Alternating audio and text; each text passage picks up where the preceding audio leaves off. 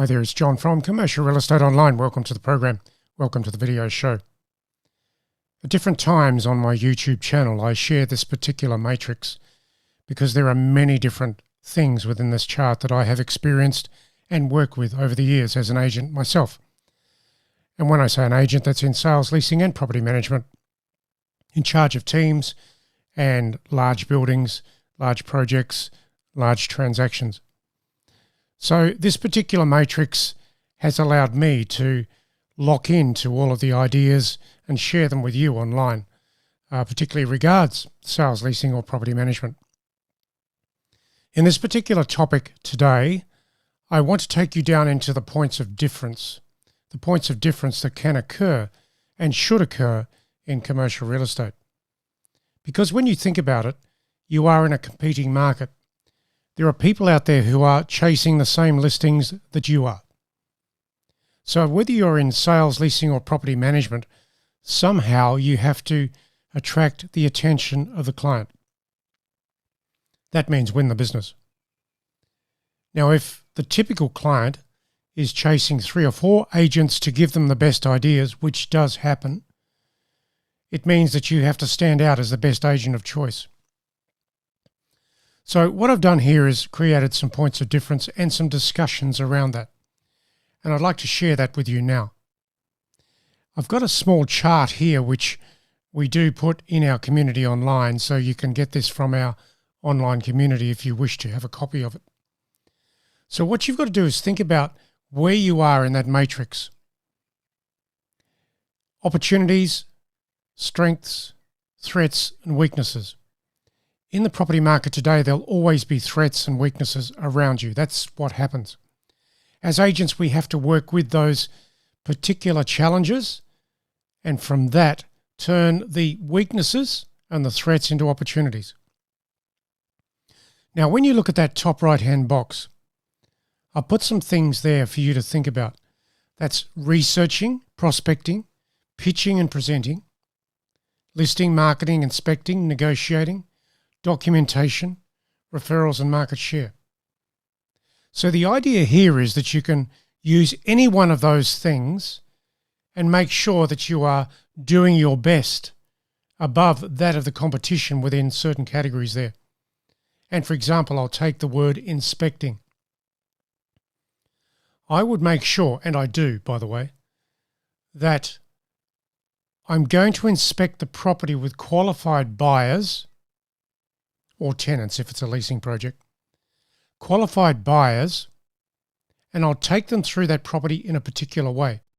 So when I'm pitching for the listing, I want to show the owner of the property that I've thought about that, because I know most other agents won't talk about the strategy of inspection for that property. Think about it. You've got an industrial warehouse to show potential buyers. What is the strategy of inspection? How can your strategy be so real and relevant and engage the client in the thinking that this agent's a top agent? This agent knows how to show that property in the best way possible. If you do that in the listing pitch, you'll win the listing. Now you can do that in any one of those other particular strategies as well, but I won't hang on that. I've just given you an example and I'll talk about some things now. So let's look at this matrix. Points of difference. Leasing, marketing, property management, sales. Now today I'm going to take into account the sales side of things. I'll do the others in a different video in the next week or so. But sales, when you think about it, what can you do in sales to make sure that you are showing the client you are the best agent for the job? Well, these things will help you. A campaign approach, of course, explaining what you will do as part of a campaign to win the inquiry from the target market. Then you can talk about local area coverage, how you're going to tap into the people locally, and your methods of marketing, as well as the methods of sale, because there are different methods of sale to think about. At a price, negotiation, tender, all of these things here. So when you think about that and go back to the sales matrix You are an agent doing many different things in sales. And I'd want you to think about the different strategies around that. So these particular things here, when I am engaging with a client to try and win a listing, I will make sure that every one of the things in this matrix are comprehensively covered. Now, having been an agent in the game for a long time, I know that most competitors are pretty ordinary. My advantage is my experience in the game. And as you spend more time in the market with different property types, your experience grows. Now, this matrix is there for you to look at. And I want you to think about how you cover off on all of these issues in the presentation to the client. The presentation to the client, the owner of the property, so that you can win the listing. The best method of sale, pricing. When you're looking at the package IM, I'll just go back there, the marketing system, the prospecting system, target marketing. Are you talking about your target market deeply and directly? So important. How are you going to tap into the target market? That's what you tell the client about. Then use your database, your inspection strategy, your comparables, of course, with the other properties that are out there on the market, and the reporting process. So that matrix is so important. Again, I share that matrix with my community online, so check that out from our website. Now, let's go back into the particular points of difference I was talking about, and I was focusing into sales. And these 6 things have to come into your presentation, which is here. Your presentation has to talk through those things deeply. When you do that, it's hard for the client to ignore you. Isn't that a good thing? It's hard for the client to ignore you. If you've done a good job, the client's not going to talk about discounting marketing or discounting commissions or all that silly stuff.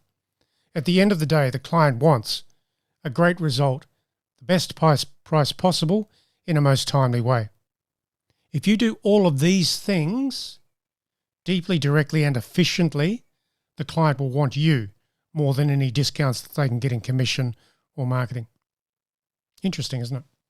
So use that to your advantage. Now, in sales, let's have a look at we've got these things here I've covered for you.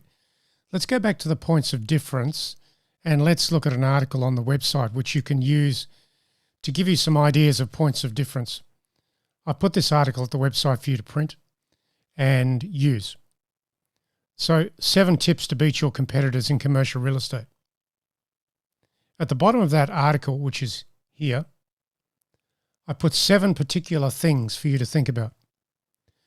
Local area coverage, market awareness, marketing solutions, property speciality, transactional awareness, documentary skills, and building coverage and competing listings. Those are the points of difference that you need to get into your property market coverage. So print that off from the website. Here is the article here. It is called Top 7 Tips to Beat Your Competitors in Commercial Real Estate Today. Whilst you're there, I want you to get a copy of this chart, which is the retail property checklist.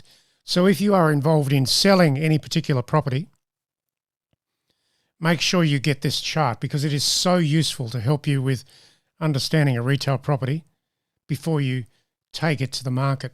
In fact, you can download the file, and if you click on the link here, the file comes into play, and it's a retail tenant planner. It's all about leasing and preparing the property for sale. Many different things covered there. That checklist will help you enormously when it comes to the selling of retail property. So many questions you can ask there, and I would encourage you to get that. So that particular retail property checklist is here. It is on this particular article. So check that out as well. Let's go back to the chart. So what I've done here is I've shared some ideas relating to sales with you. You can write these items down if you haven't already. Make sure you also copy this matrix down into your activities in pitching for the next listing. So when you're about to pitch for the next listing, ask yourself these questions. Am I actually covering those issues comprehensively for the client, so they know I have really thought about what I'm going to do to sell their property. Because the sale of a property is not an experiment. You have to get exclusivity, and the things in this particular chart are the reasons you ask for exclusivity, because there's a lot of work there, a lot of work. But use it to win the listing, then drive the inquiry, and then convert the property to your sale activity, a transaction. And that's what you want. So thanks for listening to this particular video today. I will cover off on the other issues in the next series of videos over the next week or so, which will be leasing, marketing, and property management. So it's John Highman from Commercial Real Estate Online. The website for us is commercial-real-estate-training.com. I'll catch you there. And make sure you get those charts that I've shared here with you now. So important for you to win the business. Catch you soon.